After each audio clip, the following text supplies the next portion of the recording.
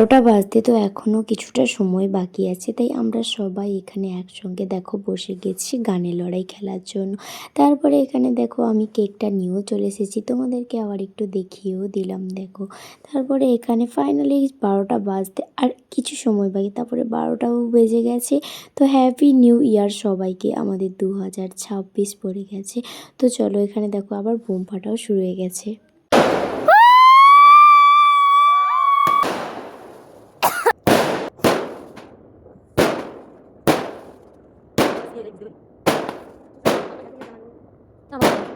তারপরে তো সবাই একসঙ্গে এখানে দেখো চলে এসেছি কেক কাটার জন্য। তারপরে সবাই একসঙ্গে কেকটাও কেটে নিলাম।